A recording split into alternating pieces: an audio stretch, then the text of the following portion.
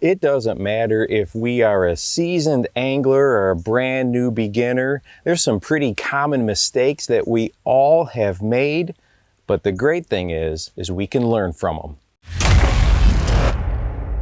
I don't know about you, but there's times on the water where it just seems like I make mistake after mistake, whether it's something as simple as not checking my line to see if it's frayed, or something that's a little more subtle. And that's what we're going to be talking about today. 6 things that we can do as bass anglers to make ourselves more effective on the water. Number 1, we often move our lures way too much. Now, yes, there are times when burning a bait like a square bill or a spinner bait is just the recipe for an excellent day on the water, but most of the time as anglers, we move our lures way too much. Think about it this way. How many times have you been picking out a backlash and you've got a bait sitting down on the bottom of the lake or river and you get all your line pulled out and you reel it back up and there's weight on the end of the line and you caught yourself a nice fish? I don't know about you, but it's happened to me quite a bit. Well, what does that tell us? They wanted that lure just sitting there. One of the things that I have really learned from spending hours and hours filming bass underwater is they are extremely curious. I can't even tell you how many times we're filming something, we have a bait underwater we're working on, and fish just come from all over the place to take a look at it to see what is going on. And one thing this has taught me is when that lure is motionless or just barely moving, they get really up close to it and investigate it. So moving our lures is something as anglers we do way more than we should. And really it has a lot to do with the amount of wrist movement. If we just move our wrist a tiny bit and we're using like a 7-foot rod, the end of that rod's going to move a whole bunch. So we may think we're not doing a whole lot, but when you take the length of the rod in there, it's moving more line than we actually realize. Number 2 is something that I know I personally struggle with, and that is limiting our presentations to preconceived ideas. We take a lure and we know that traditionally it's fished this way and that is the way we fish it, where some of your very best professionals competing at the national level know that they're always trying to tweak and adjust and come up with different presentations that maybe the bass in that area have not seen. I've got 2 great examples for you. Back when I was doing television for the Outdoor Channel, my business partner, Scott, was sitting back here on the pedestal and running the camera, and we were taking a little lunch break, and he had a lipless crankbait on. I believe it was a diamond shad at the time. And as we were sitting there in a marina, actually, he was just holding it off to the side and just yo-yoing it under the boat, kind of messing around. Next thing we knew, he pulled in a 4 or 5 pounder right there as we were eating our sandwiches. That bait had that beautiful fluttering action, and that bass could not resist. Where traditionally a lipless crankbait, oftentimes anglers will just cast it out and reel it back. That is the preconceived presentation that we think about. As a matter of fact, this issue of Bassmaster magazine has an article about fall fishing in there, and Rick Morris, an angler from Virginia who's been fishing the national tour for a long time, explains how to Carolina rig a jerkbait, a hard jerkbait, not a soft jerkbait.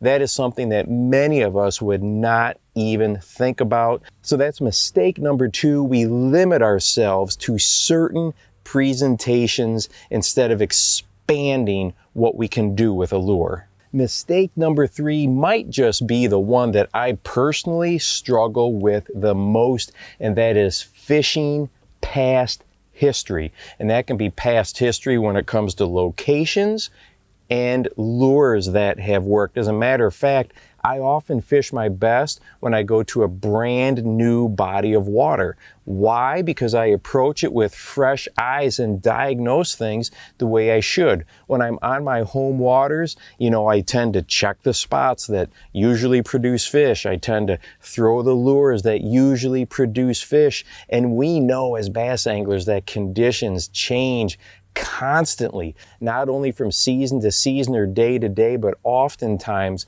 within the hour. The wind will stop, the sun will come out, it starts to rain, boat traffic picks up. In the northern part of the country, weed control has taken place and just eliminates all the vegetation in a short period of time. So conditions are always changing, and fishing past history can be a major mistake that we make, and we really can limit ourselves to the number of fish we can catch on any particular outing because we keep looking back instead of looking what we've really got right there in front of us at that single moment in time. Mistake number 4 is not paying close attention to what the bass are telling us. And I know that seems weird, but I think back to a tournament I had on Bull Shoals Lake many years ago.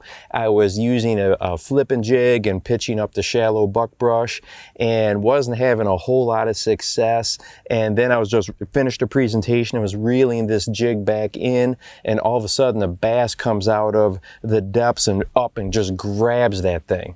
That's probably happened to many of us. Well, instead of just catching that fish and throwing it back, we need to think about what was really going on there. One, that should have told me that maybe the bass in that particular situation under those conditions wanted more of a horizontally presented lure. And the second thing it should have told me is maybe they were offshore a little bit deeper than I thought they were. Bass are constantly giving us little clues. It's our job to take those clues and apply it to what is actually happening. They rely on instinct, and oftentimes as anglers, we way overthink things and make it more difficult than we should. Mistake number 5 is not fishing a lure just because it's old. Now, I know that new products are the lifeblood of the industry, and if you're anything like me, I get super excited every year when iCast happens and all the new products are introduced. But usually what happens is then we have older lures that aren't the new shiny toy anymore, and we kind of forget about them. But when a lure becomes super popular, as anglers as a whole, we tend to throw those very, very popular lures, and oftentimes it's because they're working at that moment in time. Those old lures still catch fish, and you might be the only one on your lake throwing them, which could make a huge difference in how successful you are on that particular day. And mistake number 6 that I see and also do myself is when we're moving down the shoreline, we will catch one fish and then put it back and move right on down the bank. Well, bass group up all the time. Once again, going back to my times filming bass underwater, it has really surprised me how rarely we see a single bass on its own. If there's something that a single bass is liking, whether it's the depth, the temperature, the cover, shade, whatever it might be, odds are it's appealing to other bass in the area as well.